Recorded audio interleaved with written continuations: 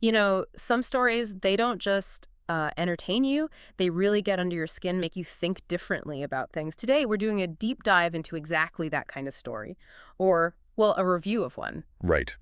A really significant one. Yeah, we're unpacking a review of Erich Maria Remarque's novel, All Quiet on the Western Front. It's obviously endured for a reason. Absolutely. A classic. So, our mission here is to pull out the key insights from this particular review. We want to understand why it insists this book is such a timeless anti-war statement. And How? what lessons, it still holds about the real cost of conflict. It's heavy stuff, but important. Definitely. So let's set the scene based on what this review highlights. It describes All Quiet on the Western Front as, well, haunting, deeply moving, Mm. capturing just the grim reality of World War I. And crucially, it's from the viewpoint of a young German soldier, Paul Bäumer. Yeah, and that perspective is key. Right, and the review really digs into Remarque's skill in showing not just the physical horror in the trenches and everything, but also that deep psychological damage inflicted on these soldiers, kids, really.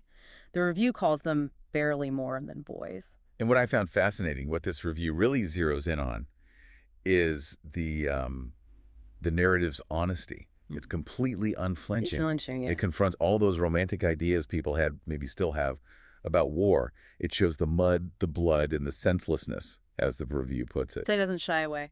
Not at all. But the review argues it goes deeper. It suggests Remarque shows how the war machine itself just systematically dismantles a person's identity. Ah, okay, so it's more than just trauma from events. Yeah, exactly. It's presented as this, like, insidious destruction, an erasure of the self, which is maybe even worse than a physical wound, in a way. That is a powerful distinction. It moves beyond just the immediate visceral horror.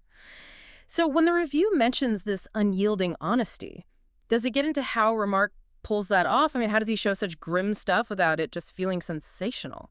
Good question. Yes, it does. The review points specifically to Remarque's style. Stark prose, almost like journalism, Okay. and a kind of fragmented narrative structure. Yeah. The argument is that this isn't just technique for technique's sake. It actually mirrors the soldier's shattered reality. Right, like their experience is disjointed, so the writing is too. Precisely. It pulls you right into their confusion, their disorientation.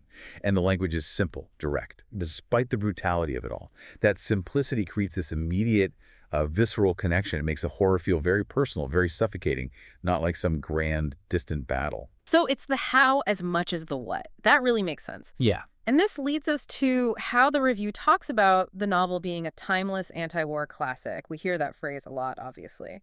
But how does the review explain why it still resonates? Why does it transcend that specific WWI context?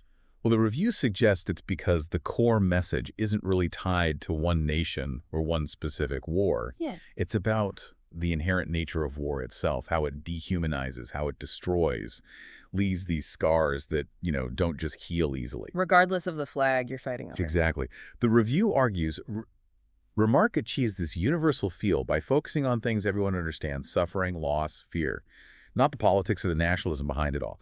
It finds that the novel doesn't really preach an anti-war message. It just shows you. Shows you the reality of young lives being consumed by this huge impersonal machine they barely comprehend. That's compelling. It shows rather than tells.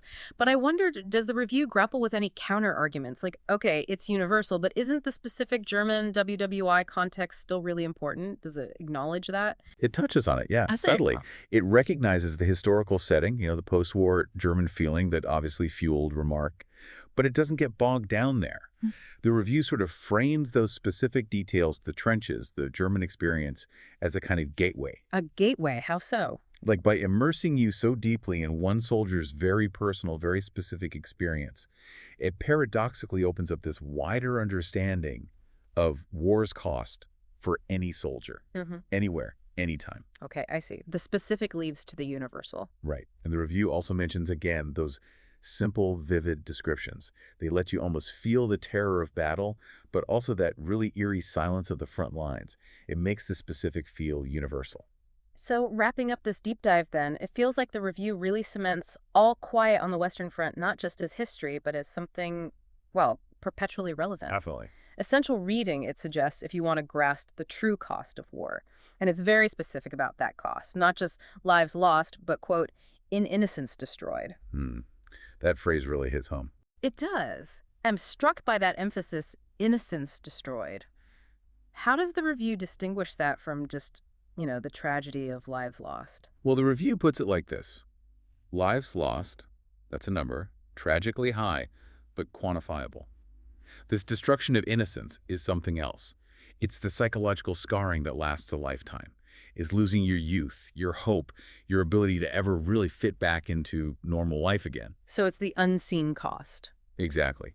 The review suggests it's often overlooked because you can't, see it on a casualty list, Mm. but it argues it's maybe the most devastating legacy, a generation robbed. Robbed of their potential, their sense of self. Yeah. And that's where the novel, according to the review, delivers that real gut punch. It makes you feel that lasting burden way beyond the battlefield. Okay. So something for you, our listener, to think about. What does this unflinching look at psychological toll, at destroyed innocence, mean for your understanding of conflict? Past conflicts, present ones too. Right. How does a novel like this push you to see beyond the numbers, the statistics? Yeah, into that deeply personal scarring impact. And maybe consider what unseen costs, like the ones this review highlights, might still be accumulating today.